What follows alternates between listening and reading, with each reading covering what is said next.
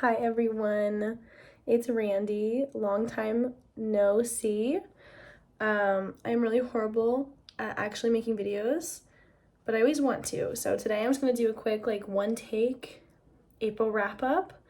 I've been having pretty good reading months. I've been reading a good amount this year so far, I think, and pretty consistently. Like sometimes I'll be reading nothing, and then I'll have 1 month where I'll read 15 books, and I've caught up to my reading goal, and I'm like, oh great, I read so much, and it's like normally you don't, girl.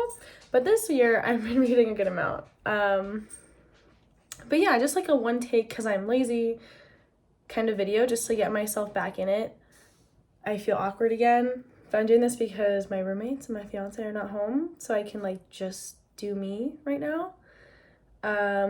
It's gonna be pretty short and sweet because 3 of the books that I read are the middle of a series, so I can't talk too much about them. And then another book that I read is the second in another series. So I'm just gonna get into it, I guess. So the first book, The first book that I read was Fruits Baskets, Volume 3, the collector's edition. So I don't know, it's quite a few chapters of the manga itself that I've read. Chapters 25 through 36. I love Fruits Baskets. I'm in my romance manga era. I've never read any manga before. I've watched some anime, but I've never read manga. So this is my first manga series, and I just love it. It is so fucking good. It's so cute. I'm not a huge romance reader, but low-key, I'm discovering about myself, despite the fact that I'm a 23 or 22-year-old woman, that I like more young adult romance because I kind of like the teen angst of it. I like the yearning and the anxiety and the fear and loving somebody and maybe not being loved back, because sometimes teens have a hard time of putting themselves out there, and this does this really well. This third volume, actually, let me just tell you the general premise of Fruits Basket real quick. So basically it follows, and also I'm probably gonna pronounce things wrong because I did not watch the anime yet, so I'm just reading this, and it's whatever is in my little American brain of how to pronounce this, and the characters' names. But it follows this young girl named Toru. She's in high school, and her mother has died, and she's living in a tent in the woods, basically. And she runs into the Soma family, who live pretty close to her in the woods in an actual house, and they invite her to come live with them. And she quickly finds out that they are the members of the Zodiac, so they can turn into whatever animal of the Zodiac that they are. And they do so when they're not feeling well or cold or whatever, and also when they're hugged by a member of the opposite gender. So it kind of follows Toru and her interactions with the Soma clan, and there's some romance involved between Toru, Yuki, and Kyo. And I just absolutely love them all. They're so funny. It's so sweet. And it's a really good introduction to manga, I think. But yeah, I gave this a 4 stars. I've been giving basically all of these 4 stars because I really love them, but they're not blowing my mind either. I'm trying to be stingier about my 5-star ratings because sometimes I just be giving them out to any book that I enjoy. Not that hard to please sometimes. Okay, but the next book I read, the second book, is Lizzie and Dante by Mary Bly, and this book disappointed me so much. I looked at this cover and I was like, this is beautiful. This seems like a really atmospheric Italian romance. It's gonna be so captivating. And it literally was so forgettable. I literally forgot that I read this book until I looked in my reading journal and I saw that I read it. And I was like, oh, I have to talk about this book? I don't even know. I read this book 3 weeks ago. I don't know what happened. It was forgettable, and I was really disappointed. This had been on my to-buy list for 2 years, or since it came out, when I saw Noelle Gallagher loved it. And then I finally found it at Barnes & Noble's recently and read it, and I was like, this is what I've been waiting for. It's just a romance. It's just a romance between an American woman who is dying of cancer, and this Italian American man who sometimes lives in Italy, sometimes lives in New York. And I was just disappointed because Mary Blige didn't really do a fantastic job of like really painting the picture of like Italy and like the coast and like the beauty of it all, the food, like so many other authors do so much better. And I was really upset because like they're literally in Italy like this entire book, and they interact with like no Italian people. Like they're just in like their little American huddle, and I'm like, that's kind of like disappointing to see.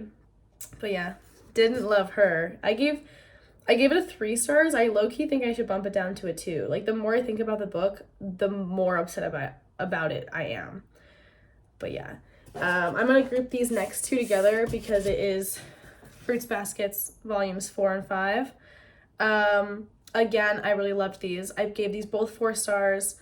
The romance is like very slowly advancing at this point between those 3 characters that I talked about before, Toru, Yuki, and Kyo. And we're like slowly getting a taste of like the background of like the Soma family and the other members of the Zodiac. And we're really just learning all about this family, and like it's getting slightly darker, which is where I'm like excited. Like it's gonna have a little bit more depth as we keep going, which I didn't really need because it's really fun regardless. But it is like cool to see that this can have both the fun, lighthearted teen romance and like the depth of like a family drama. So yeah, 4 stars to both of these. Really, really cute, really good. And then I read the second book in the Raven Rings trilogy by Siri Peterson. She's a Norwegian author. I'm Norwegian. My family lives in Norway. So when I saw this, I actually saw this for the first time when I was in Norway. It was only in Norwegian, and I was like so tempted, but I was like, my Norwegian isn't amazing, so I feel like I wouldn't have gotten that like full understanding of what was going on in this, because it's like, I don't know, it's not super simple of a book. It's a fantasy type of story.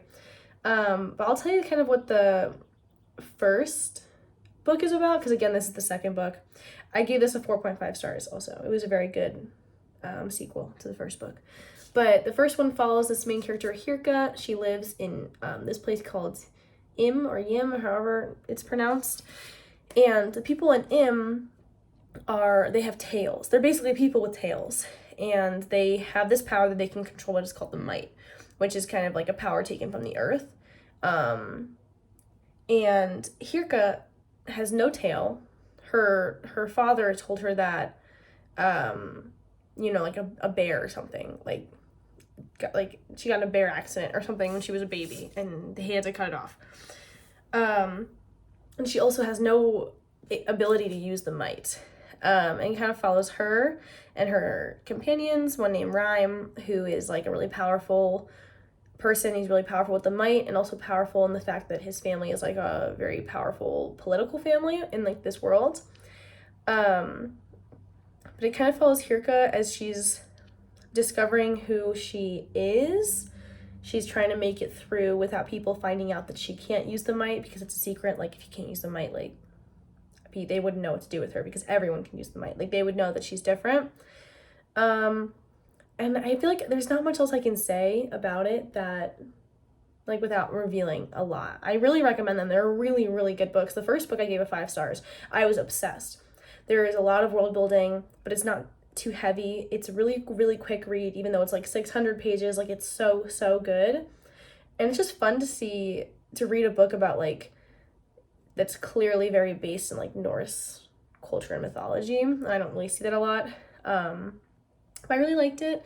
And this book was also really good. It's a really good continuation and build up of what we learned in the first book, and a lot of things that we thought we knew we don't know, which I really love. Like there was a lot of like plot twists and like you don't know who this person really is kind of vibe. Really good. I'm gonna read the third one really soon as well. And then my final book of the month is one that I have been holding off for like years, and I don't know why I did. The 7 Husbands of Evelyn Hugo. So this is obviously a very, very popular book, and everyone loves this book so much. I had such high expectations that I was like afraid to read it. I was like, if I don't like this book, I'm gonna be so crushed. So I was just kind of holding it off. It also isn't a book that I would typically pick up. Like, I'm not really one drawn to like Hollywood glamour and like celebrity novels like this. But I was like, okay, I need to read this because everyone loves it. I'm having FOMO. Like, let's do it. I wanted a short, quick book after reading The Rot. And this book, I don't know how it exceeded my crazy high expectations. Like, this is an easy 5 stars. And I just thought it was so well done. The writing was very, very entertaining, very quick, very accessible, without being like, I don't know, without being like amateur almost. I don't know if you guys know what I mean by that. But it was very well done. The characters were very complex, in my opinion. They were done well. The relationships were realistic between all of the characters. And there was a lot of depiction of like the horrors of Hollywood and like the horrors of being a celebrity, while also reminding you that these celebrities do know like they are privileged, kind of thing. I also like the little storyline of and I don't know if that's I guess it's not a spoiler. It's like you learn this right away. Monique, who's like interviewing Evelyn Hugo to find out like her life story and stuff. I really liked her as well, and I know that she wasn't the main point at all, but I thought that what she added to the story was super beneficial, and I just really liked what she had to bring to the table. But Evelyn Hugo herself, I loved and I hated her, and like I love that is like the whole point of her. It was just a really complex, beautiful read about love, and I really recommend it, just like everybody else. Like, it was so good. The one thing I'll say is, I don't really cry when I read. It's very rare that I do. I did not cry because some of the things that like would normally make somebody cry, I was kind of expecting, just because everyone talks about this book all the time. So try your best if you do want to read this to like go in blind. Like, try your hardest to like avoid the spoilers if you already have. Like, don't give in to like the urge to find out about anything about it, because that would just pack so much more of a punch if I wasn't expecting some of the things. But yes, so good. I had a really good reading month besides Lizzie and Dante, but it's okay. She's forgettable, so I'll forget about that soon enough. But yeah, quick little one-take video of my wrap-up. I did this because I saw my best friend Rissa. She just posted hers, so go subscribe to her. She's like literally the best. She's always my inspo. And yeah, hopefully I'll make another video soon, but there's no promises. Okay, bye.